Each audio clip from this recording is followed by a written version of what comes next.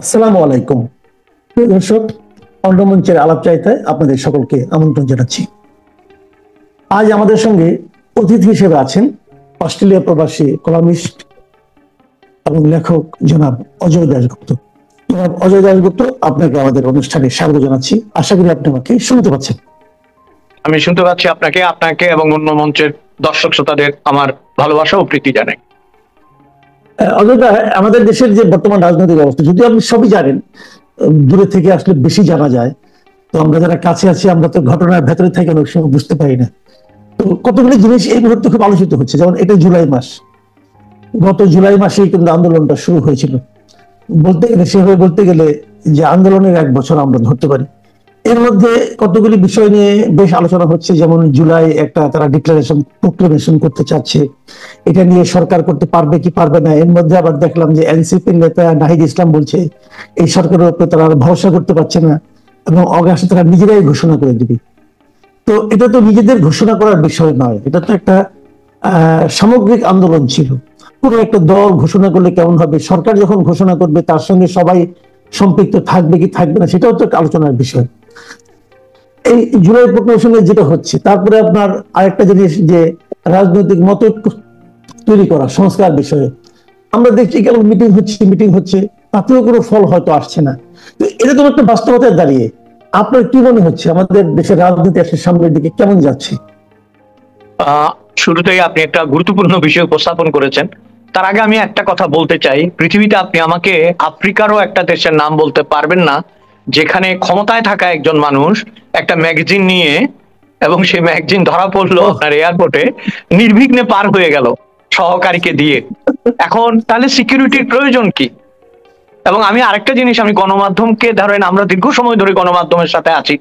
আপনি তোয়াব ভাইয়ের অধীনে কাজ করেছেন, আমি তোয়াব ভাইয়ের অধীনে লেখালেখি করেছি, বজলুর রহমানের অধীনে লিখেছি, আহমেদুল কবিরের অধীনে লিখেছি। তো আমরা এদের কাছ থেকে যেটা শিখেছিলাম যে সাংবাদিকতা নিষ্ঠা এবং নিয়ম, কেজি মোস্তফা, আমি যদি নামগুলি বলি, যে একটা নিয়ম আছে, সন্তোষ দা কিংবা ধরেন যাদের কথাই বলি না কেন, একটা নিয়ম আছে, লেখাপড়া জানতে হয় মিনিমাম। আমাদের সাংবাদিকরা দেখলাম ম্যাগজিন এবং ম্যাগাজিনের তফাৎ বোঝে না। আমি প্রথম ভেবেছিলাম ও বোধহয় কোনো ম্যাগাজিন নিয়ে যাওয়ার সময় ধরা পড়েছে, পরে বুঝলাম it was a magazine, it's not magazine, right?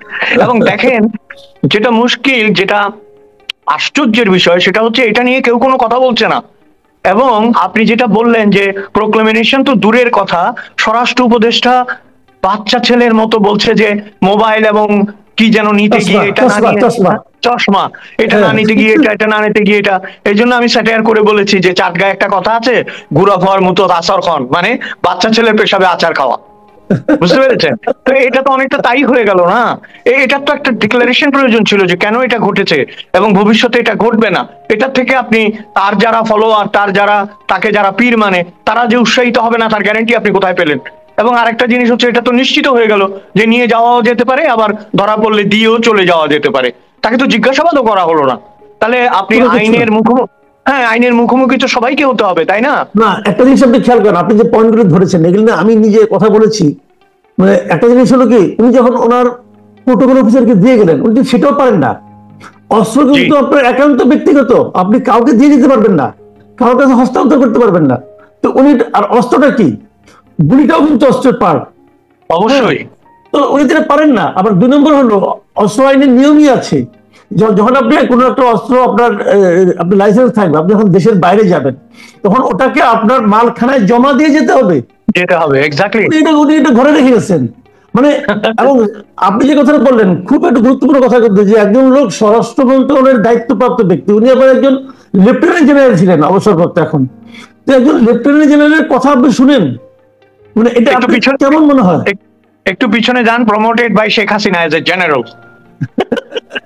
এবং আপনার এখন প্রশ্ন হচ্ছে, তিনি প্রায় এগুলো বলছেন, এবং আমার কেন জানি কি মনে হচ্ছে জানেন, এটা হচ্ছে বালসুলভ চপলতা। এটারও একটা ক্যারিশমা আছে, কিন্তু উনি ওইটার ইয়েটা ভোগ করতেছেন, ওইটার আশীর্বাদটা উনি ভোগ করছেন। উনি হি shows that he is innocent, but he knows, উনি জানেন আসলে। আমরা এই আলোচনা থেকে দূরে গিয়ে ওইখানে আসি, আপনি যেটা বলছিলেন যে জুলাই এরিয়ে, দেখেন জুলাইয়ের এগুলো কিছুই হবে না, হবে না। কারণ আপনার তো বেসমেন্টটা আগে দরকার না? আপনি একটা বাড়ি বানালে আগে তো ভিত্তিটা দরকার।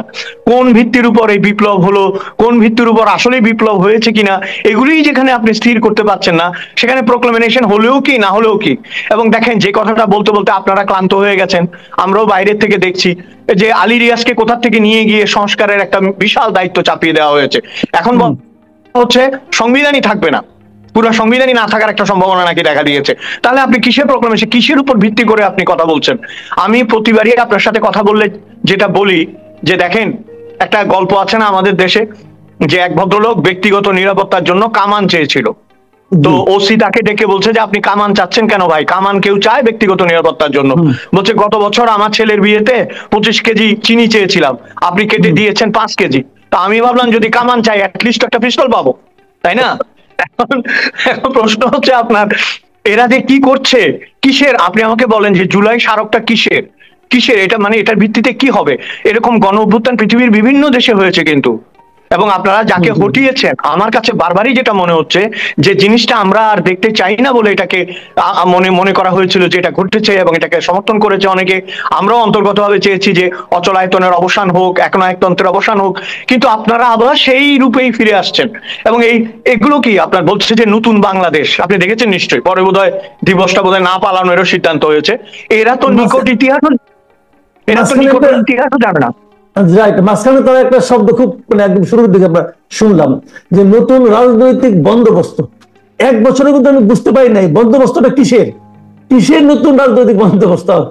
আচ্ছা, নতুন রাজনৈতিক বন্দোবস্ত, আমি ইতিহাসের ভালো ছাত্র ছিলাম, লর্ড কর্নওয়ালিসের চিরস্থায়ী বন্দোবস্তই টিকে নাই। ওইটার নাম ছিল চিরস্থায়ী বন্দোবস্ত। চিরস্থায়ী বন্দোবস্ত জীবনের জন্য অ্যাবলিউশড হয়ে গেল, মানে অবসলিউট হয়ে গেছে। আর আপনি এই বন্দোবস্ত টিকবে? আপনার মাথা খারাপ। আর একটা কথা শুনেন, যে কথাটা আপনি বলেন এবং অনেকে বলে, বাংলাদেশে আওয়ামী লীগ হচ্ছে তৃণমূল পর্যায়ের একটা দল। আমরা সমর্থন করি বা না করি, এই বাংলাদেশ নামটি বাংলাদেশের মুক্তিযুদ্ধ এবং ইতিহাস আওয়ামী লীগের হাত ধরে বড় হয়েছে, জন্ম হয়েছে। আওয়ামী লীগের যারা নিরীহ কর্মী আছে মাঠে গ্রামে গঞ্জে, আমি তো সবসময় একটা কথা বলি, এটা লিডারশিপটা ছিল অপদার্থ, যে কারণে আজকে এই পরিণতি ভোগ করতে হচ্ছে। কিন্তু প্রতি গ্রামে প্রতি মহল্লায় 2 জন লোক আছে যে আওয়ামী লীগের জন্য প্রাণ দিতে পারে, যেটা আর কোনো দলের নাই, বুঝছেন? তাহলে এই দলটাকে মানে আপনার রিকনসিলিয়েশনের কথা বলছে, জামাতের সাথে রিকনসিলিয়েশন করা হয় নাই বলে আস্ফালন করছে, খেদ করছে, দুঃখ করছে, কিন্তু আওয়ামী লীগের সাথে রিকনসিলিয়েশনের কথা বলছে না। আরে আওয়ামী লীগের নেতৃত্বকে বাদ দিয়েই তো রিকনসিলিয়েশন করতে হবে, তাই না? পুরনো নেতৃত্ব যে পাপ, আপনি গ্রামে গঞ্জে ওয়ার্ডের যারা আওয়ামী লীগ, যুবলীগ, ছাত্রলীগ, মাত্রলীগ এগুলি করে, ওরা তো 10 টাকা কামাইছে হয়তো, কিন্তু তাকে আপনি টার্গেট করছেন কেন? আপনি তো আসল লোকদের একজনকেও টার্গেট করতে পারেন নাই। আসাদুজ্জামান খান কামালও নাই, ওবায়দুল কাদেরও নাই, কেউ নাই। আপনি ধরেছেন কাদেরকে? একেবারে নিরীহ প্রান্তিক মানুষজনকে। এখানে একটা কথা ভুলে যাওয়ার আগে বলি, আপনি প্রোক্লামেশন দিয়ে কি করবেন? যে দেশে একজন নারীকে ধর্ষণ করে তার ভিডিও প্রচার করে দেওয়া হয়, আপনি খেয়াল করেন কিন্তু খুব, ওইটা কিন্তু মেইন স্ট্রিম মিডিয়াতে প্রচার হয়েছে, তো তাদের এক্সক্লুসিভ হিসেবে প্রচার করেছে একটা মেইন স্ট্রিম মিডিয়া। সেই মিডিয়া নিয়ে কেউ কিছু বললো না, ওই মিডিয়া তো পরে দিন বন্ধ হয়ে যাওয়া উচিত ছিল। এবং আপনার এটা তো অনৈতিক, এবং সাংবাদিকতার যে কোনো আইনের পরিপন্থী এটা, তাই না? আপনি তো ভিকটিমকে ওইভাবে ফোকাস করতে পারেন না। ভিকটিমের জীবন, ভিকটিমের সম্ভ্রম, তার পরিবারের ইজ্জত, আপনি এগুলি কাউন্টে আনেন নাই, তাই না? এখানে দেখেন, আমরা শুধু সংখ্যালঘু বললে তো হবে না, প্রত্যেকটা পরিবারের মধ্যে এখন একটা আতঙ্ক বিরাজ করছে। যে বাইরে যাচ্ছে যেসব মেয়েরা, তাদেরও একটা আতঙ্ক বিরাজ করছে। এবং আপনি প্রোক্লামেশনের কথা বলছেন, ওটা দিয়ে আমার কি হবে যদি আপনি এটা ঠিক করতে না পারেন? একটা জাতীয় ফল উৎসব দেখলাম, সেখানে যেভাবে চুরি করলো, এবং এটা যে জাতীয় পর্যায়ে ভিডিও হয়ে আন্তর্জাতিক পর্যায়ে ছড়িয়ে পড়েছে, এইটার আপনি এটা দায়িত্ব নেবেন না? আপনি সামান্য ফল সংরক্ষণ করতে পারছেন না, আর ফলাফল সংরক্ষণ করবেন কি করে? ফলই তো রাখতে পারছেন না, তাই না? এগুলো কিন্তু মারাত্মক পর্যায়ে চলে গেছে আপনার। এখন সবকিছু দেখে মনে হচ্ছে কি যে তারা এত বড় একটা দায়িত্ব পেয়েছে, কিন্তু তাদের আচার আচরণ, কাজকর্ম, কথাবার্তা মনে হচ্ছে নন সিরিয়াস টাইপের। আপনার কাছে তাই মনে হচ্ছে? আমার কি মনে হচ্ছে জানেন, মূল কুশীলবরা কিন্তু আড়ালে চলে গেছে। আমি নাম উল্লেখ করতে চাচ্ছি না, উপদেষ্টাদের অনেককেই আপনি আর দেখবেন না এখন ফোকাসে। এটাও ইচ্ছাকৃত, কিন্তু তারা তাদের ঘর গোছাচ্ছে এবং তারা তাদের কাজ করছে। সামনে যাদের ঠেলে দিয়েছে তারা হচ্ছে অর্বাচীন, এবং তারা প্রগল্ভ, এবং তারা খানিকটা মূর্খ। এই জন্য তারা যা মনে আসছে তাই বলছে। যারা নাটের গুরু, নাটাইটা যাদের হাতে, তারা পেছন থেকে গেলছে। আমি আপনি সুতো আর ঘুড়ি দেখতে পাচ্ছি, নাটাই কিন্তু দেখতে পাচ্ছি না এখন। এটা কিন্তু ভয়ঙ্কর। জি, তো এই অবস্থার মধ্যে আমরা কিন্তু জুলাই এসে পা দিলাম।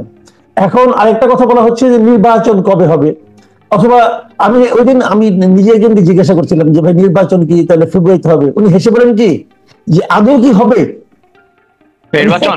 হ্যাঁ, আপনার কি মনে হয়? বাংলাদেশে আপনি আমাকে বলেন, হাতে গোনা 2-3টা নির্বাচন ছাড়া আর কোন নির্বাচন কি আসলে নির্বাচন হয়েছে? এবং এই নির্বাচন যদি হয়ও, আমি মনে করি না যে হবে না, হয়তো হবে চাপে, বিভিন্ন চাপে, আন্তর্জাতিক চাপে, লোক দেখানোর জন্য, ইন্টারন্যাশনাল কমিউনিটিকে বুঝ দেওয়ার জন্য, তারপরে ধরেন আর্থিক সহায়তা পাওয়ার জন্য, নানা কারণে we may have a election. কবে হবে এই গ্যারান্টি কেউ দেবে না। আপনারা কিন্তু, মানে আপনি নন, সকলেই আমরা একটা জিনিস ভুল করছি, ইউনূস সাহেব কিন্তু ইলেকশন কবে দেবে এই কথা বলে নাই। উনি সাবজেক্ট টু দ্য কন্ডিশন। হ্যাঁ, উনি সাবজেক্ট টু দ্য কন্ডিশন, এইটা হলে এইটা হবে, এইটা হলে এইটা হবে, সংস্কার হলে হবে। তো সংস্কার কবে হবে কে জানে? হ্যাঁ, একটা লোক যে আমেরিকা থেকে এসছে এবং তিনি যে আমাদের দেশের ঘাড়ের উপর বসে আছে আজকে কতদিন, তাই না? আজকে কতদিন একজন রাষ্ট্রীয় মেহমান। ইংরেজিতে একটা কথা আছে, every guest after 3 days smell like fish. মাছের মতো গন্ধ ছড়ায় 3-4 দিন পরে। আমাদের এই অতিথি মেহমান তো যাচ্ছে না ভাই, ঠিক আছে? এখন আমরা এই জায়গা থেকে কি করে উত্তরণ পাবো? এবং সোজা কথা কি জানেন, একটু কাজের কথায় আসি। দেখেন, হিউমার তো করছি আমরা, একটা কাজের কথা বলি।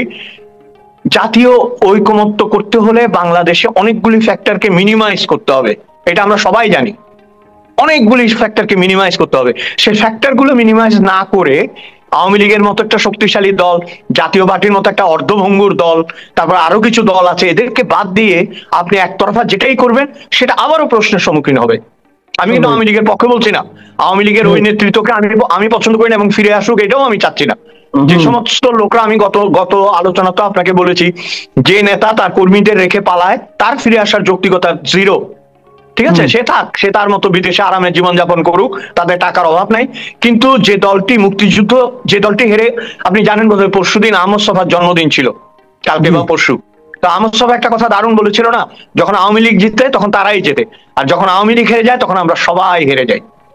এই বাস্তবতা থেকে বেরুতে হলে একটা অন্য ধরনের রাজনীতির প্রক্রিয়া চালু করার কথা ছিল। কিন্তু আপনি যে কথাটা বললেন, দেখেন বয়সের কথাটা আমি গতবারও বলেছি, বয়সটা ফ্যাক্টর না, বয়স অনুযায়ী ম্যাচিউরিটিটা ফ্যাক্টর। এদের মধ্যে ম্যাচিউরিটির অভাব আছে, খেয়াল করেছেন? এবং ম্যাচিউর লোকজন যে কথা বলবে না, যে কাজ করবে না, ঠিক তাই করে চলেছে তারা। তাহলে ইমম্যাচিউর লোকজন দ্বারা একটা ম্যাচিউর রাষ্ট্র, যার বয়স 54 বছর, সে রাষ্ট্রটি চলবে কি করে? আমি তো এটাই ভেবে পাই না। আপনার আমাদের দেশে ধরেন কত বুদ্ধিজীবী, কত রাজনীতিবিদ, কত ধরনের অগ্রগণ্য মানুষ আছেন যারা লেখাপড়া করেন, দেশ বোঝেন, রাষ্ট্র বোঝেন, তাদের কাউকে আপনি সামনে দেখবেন না। এটা অত্যন্ত দুঃখজনক। কিন্তু রাষ্ট্রের কিছু ফেস ভ্যালু থাকে, সেই লোকগুলোকে ক্রমাগত হটিয়ে দিয়ে কেবল একজন লোককে সামনে রেখেছেন, নোবেল বিজয়ী।